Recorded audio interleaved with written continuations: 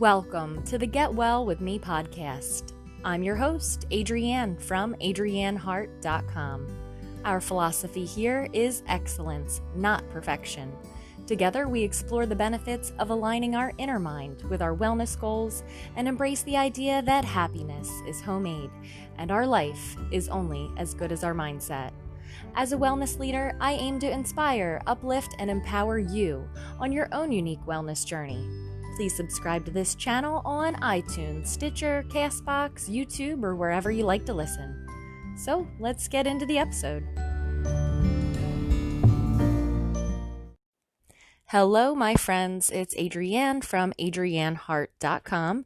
And today I am so thankful that I have the confidence to share with you my secret to my super metabolism. I've wanted to share it with the world for many years, even before I got healthy, because it's always been in my mind. It's always been about the way that I see myself, literally in my mind's eye. And then that just reflects outside. So I noticed that when I don't feel good about myself, what I see in the mirror, I don't like as much as when I am feeling good about myself. So I've made a lot of connections through the years, and this isn't something that I've recently come to a conclusion on or something that I feel entitled to talk about now that I'm in my late 30s. This is something that I feel maybe it was passed down to me from my mother. I'm not sure. My mom, she's pretty unique. And when I was a kid growing up, I never remember her standing in the mirror and saying that she was fat. I never once saw her eat something and say, "Oh, that's just going to go to my thighs." Never once. I never once watched my mom go on a diet, ever. Like 0 times did my mother go on a diet. And my mom ranged in size from, I'd say, she had 5 children, including myself, during the time, that I was growing up. So I watched her body weight change a lot. And she was not your typical lady. She's not into makeup and hairdos and outfits, and I don't know where I came from because I immediately wanted, makeup and jewelry and outfits and dresses and stuff. So it was just in me to be that way. But she did not instill any negative self-talk into my mind at a young age. Whatever we ate, we ate because we were hungry. We stopped eating when we weren't. Soda was not a thing that was really purchased, unless it was a pizza party night or something like that. And then, 1-2 liter of soda, and 7 people later, everybody just gets a little cup. So it wasn't a big deal. The way that we managed food was that we had to manage food. There were so many of us. So it wasn't like we could just binge out on a whole box of fruit roll-ups. There's a pack. There's 7 in a pack. Everybody got 1 or 2. We had to ask to get a snack. So I feel like we were intentional about food, but we didn't have an obsession on it.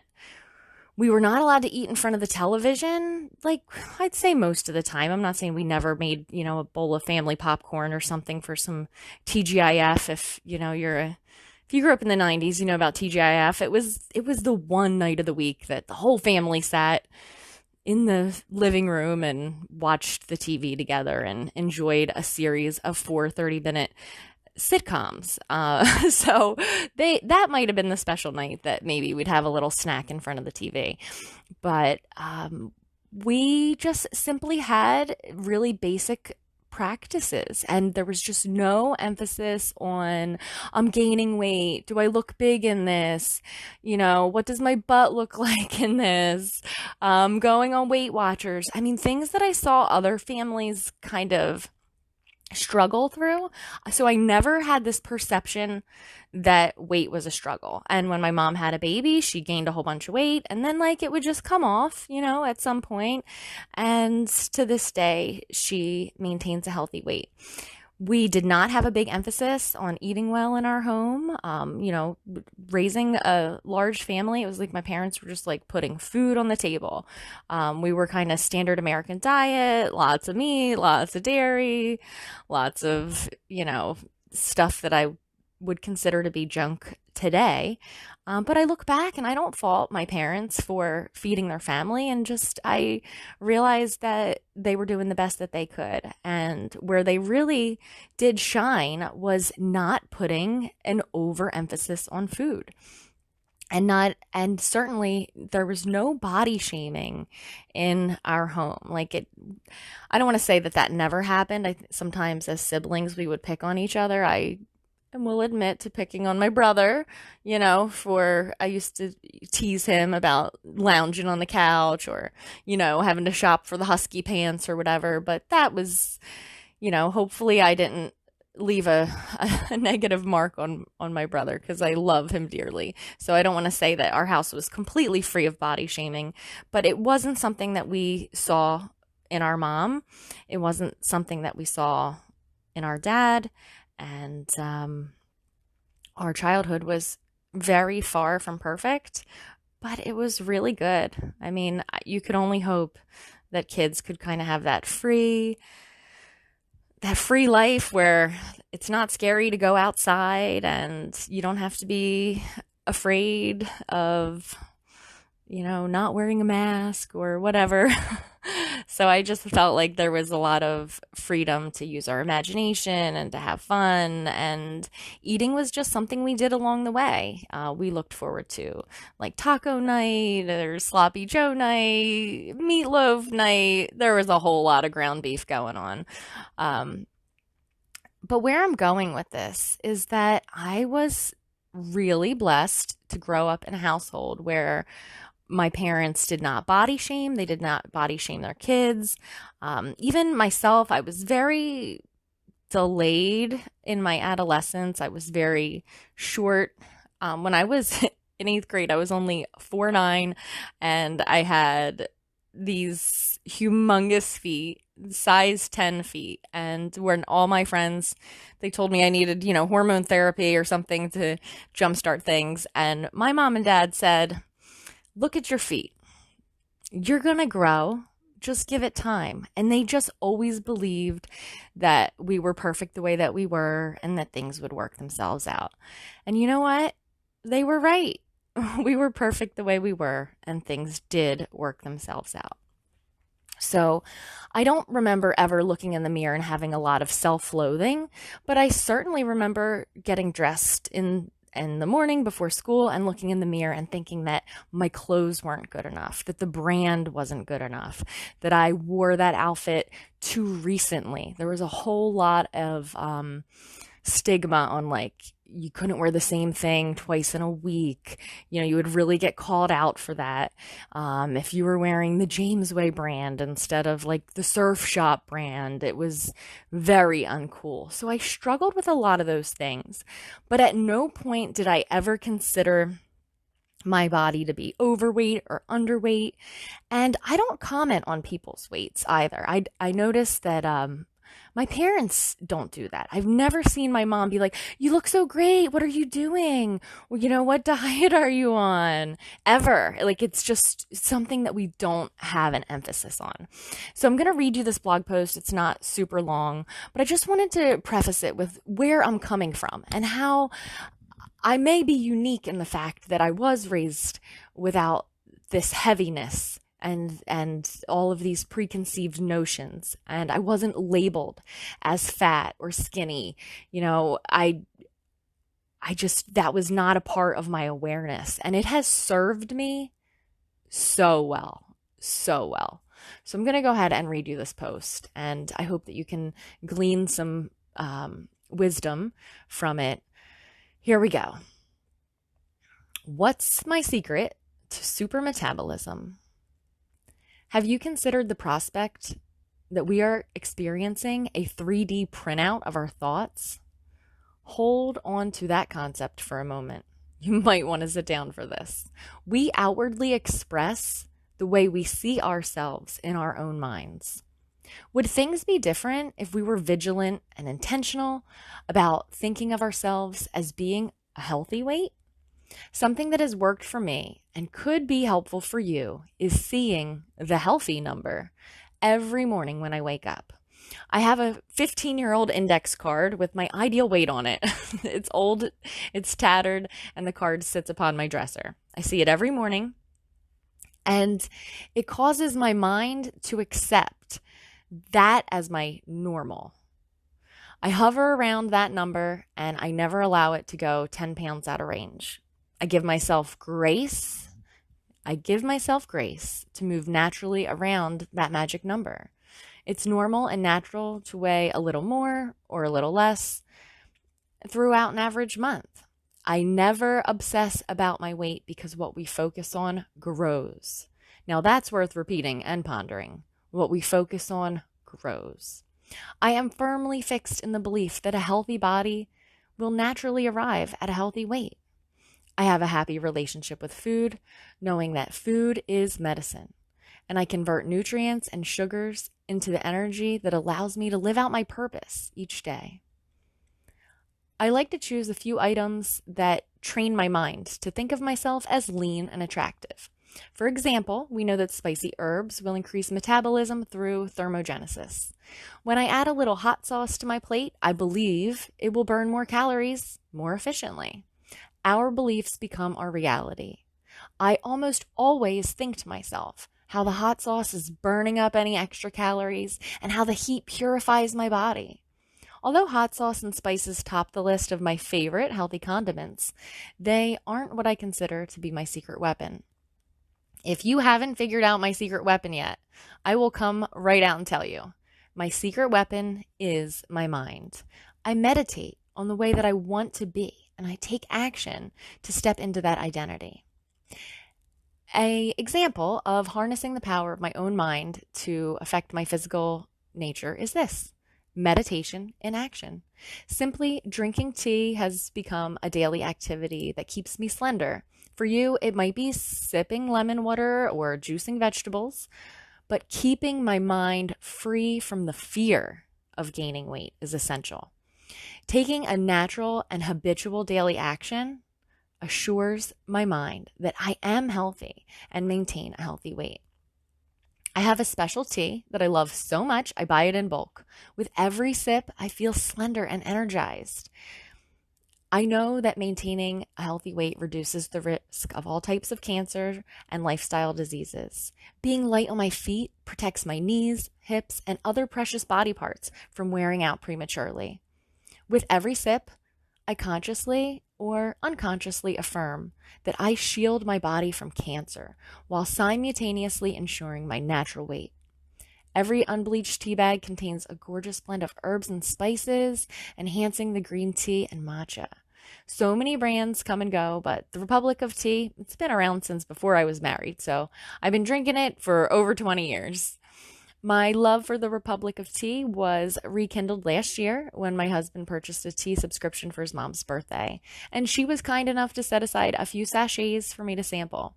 After 1 cup of the lean green, I immediately ordered it, and I have not stopped drinking it since. After burning through a few expensive canisters, I realized I could buy it in bulk, so I cut the price in half, and I ditched my fear of running out. So why green tea? It's been proven in several studies that the polyphenol, I can't say it, it's like catechin, epigallocin, we're going to call it EGCG. It's been shown to reduce tumors and some types of cancer. If you'd like a peek at what Sloan Kettering has to say about it, you can check that out here, and there's a link to their article. When I don't feel like setting up the coffee pot or even waiting for it to brew, then I'll go ahead and just have a cup of tea. So sometimes I get a head start there. If you want more information on the EGCG, I've linked up a podcast episode to stephencabral.com, so you can check that out there. Why organic? One more reason to feel good about this tea is that not only does it come from a reputable brand, but it's organic. So it matters to me that something I consider to be a defense against cancer cannot be laden with harmful pesticides. Does it suppress appetite?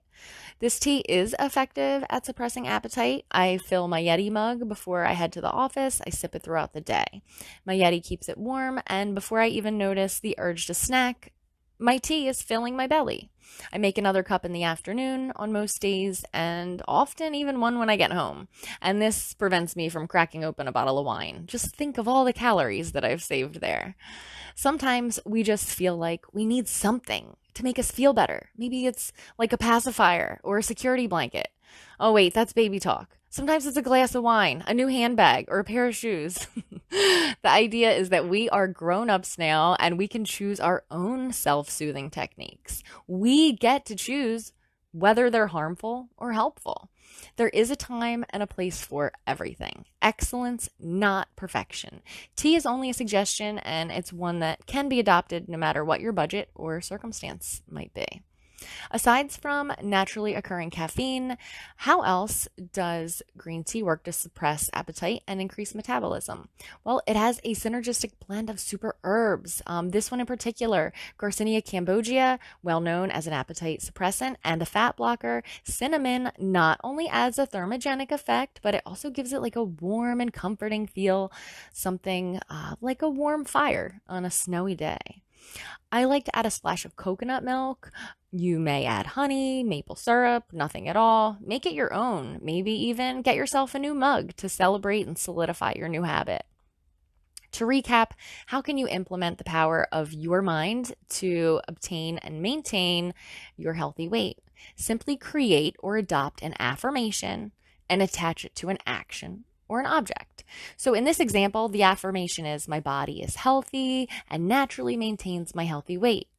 I am thankful that drinking this cup of tea protects me from cancer. I am thankful this cup of tea promotes my wellness and balance. I see myself slender and radiant with each sip.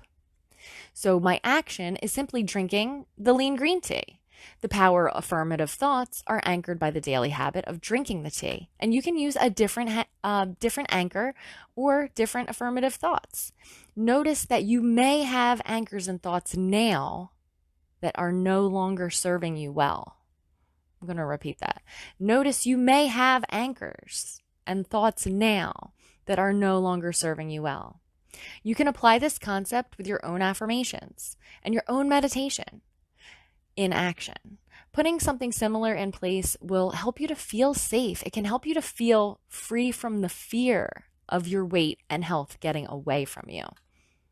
Here are some additional affirmations you can use to help you see yourself as healthy and trim. I am free to be healthy and slender now. I release all weight that is not healthy for me now.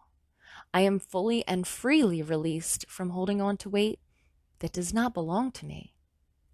I am free to be healthy and happy now.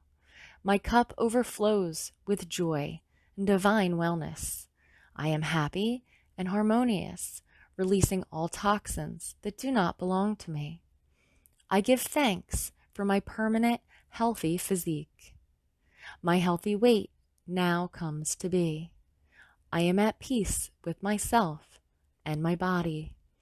I no longer believe losing weight is a struggle. I believe it is natural and automatic. My body deserves the most healing foods. I give my body what it deserves. I am thankful my body has brought me this far, and now I show gratitude by giving it the love and care it deserves. One more way we can utilize the power of our minds to affect outward change is with visualization. Visualization is the way in which Olympic athletes train. They know that seeing themselves achieve their optimal potential is just as important as physically living it out. How about the picture of yourself that really looks good? You know the one. Doesn't matter how old that picture is, it's a picture of you. It's a picture of what's possible. See yourself that way. Close your eyes and imagine standing in front of the mirror, and that is what you see. You see that slim, bright, beautiful, smiling version of yourself that you've seen in that picture. Place the picture somewhere that you can't miss it. Perhaps keep it in your sock drawer or on your calendar. If the picture's too much for you, write down the number as a statement. Perhaps use a Sharpie or a bold marker. Use your own unique handwriting and think of it as an order to your subconscious. Resolve to never feel discouraged and to know that your mind has taken this as an order. All your mental and physical systems will work together harmoniously to move you closer and closer to your healthy weight. Resolve to never fret about a few pounds, always giving yourself the grace to adjust your environment and natural body rhythms.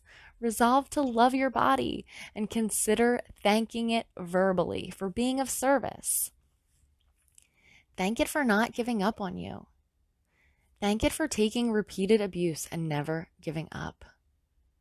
We stay up too late, we work too much, we stress out too much, we dehydrate, overindulge, and then we expect it to just clean up the mess without complaining. Do something nice for your body. Wake up and superhydrate. Say what's up to your liver and down a glass of lemon water. Say hello to your immune system with some zinc or vitamin C. Visit your homemade spa with an extra long hot shower, relaxing music, and essential oils. Activate the rest and relax part of your nervous system. Give yourself a break from any food or beverage that takes more than it gives. Make healthy food and beverages choices as a form of self-respect and self-love. The secret weapon to super metabolism, it isn't just the tea. It's believing in my body's ability to heal, restoring me from the inside. The tea is the physical mechanism and the mental anchor, activating my mind, killing off old destructive mental programs while drinking down new healing thoughts. Become a tea connoisseur and discover your own or give mine a try. I've linked to it here. If all of this healthy talk, visualization, tea drinking, if that's too much for you, just throw it all out the window. Do you believe you can let go of the weight that doesn't belong to you anymore? Do you believe you can let go of the weight that doesn't belong to you anymore? When the answer is yes, you are on your way. I don't dismiss the physical and mental roadblocks that are standing between you and your healthy weight. I only want to encourage you to see them through a new lens. When you have somewhere to be and you see a road closed sign, do you turn around and go home? Please accept this virtual hug from me. Please remember to speak kindly to yourself, like you would to a friend needing to be uplifted. I implore you to give yourself all the grace you need to fall down and get back up 1,000,000 times. Please share my mantra with me. Excellence, not perfection. I love you no matter what you eat. You can say that to yourself. I love you no matter what you eat. I don't write this post to imply that I always feel good about myself. As a matter of fact, I've been sitting on this post for a few months now. It says weeks, but it's been months. Afraid to hit publish because I wasn't sure if you'd be able to feel it coming from my heart. But at this moment, something is telling me that this insight will allow you to take a detour or find your way around that road closed sign. You'll be able to see that nothing will stop you from letting go of the weight that no longer belongs to you. Here are some action steps. Remove the 3-letter F word from your vocabulary entirely. I'm so, and instead of the F word, pick one of the following. I'm so alive, vibrant, motivated, radiant, energized, slender.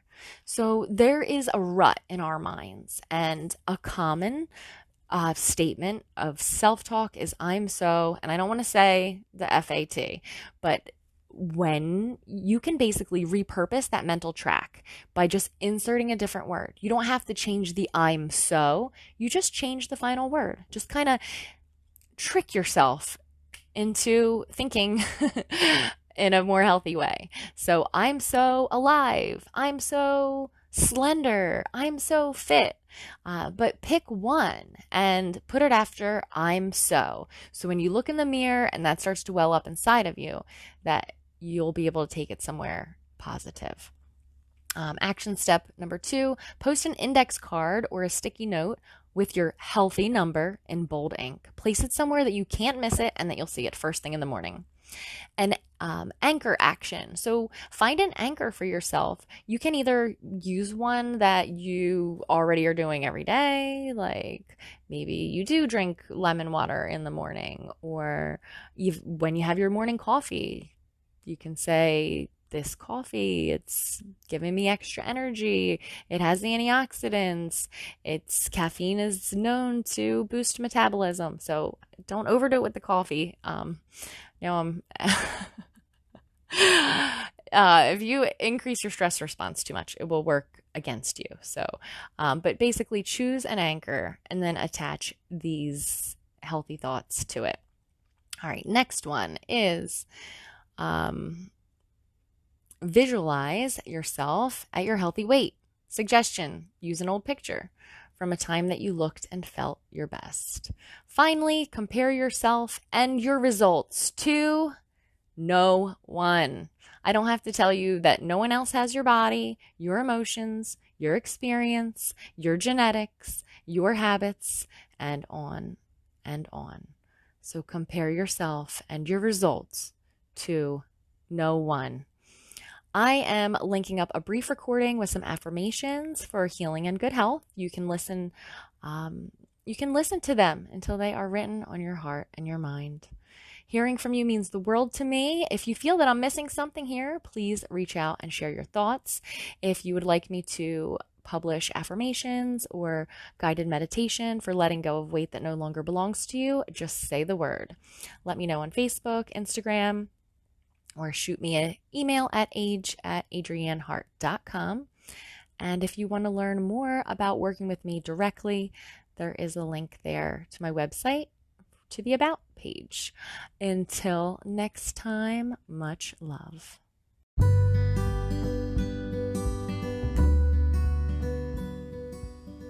Before I go, I just want to say thank you for spending your time with me. As we change into a healthier version of ourselves, we can feel a sense of loss of our old identity, and fear that the people we surround ourselves with will reject us for changing. It can feel lonely and frustrating, like no one understands. When I started getting healthy, I wasn't getting much support from friends and family, so I started looking online.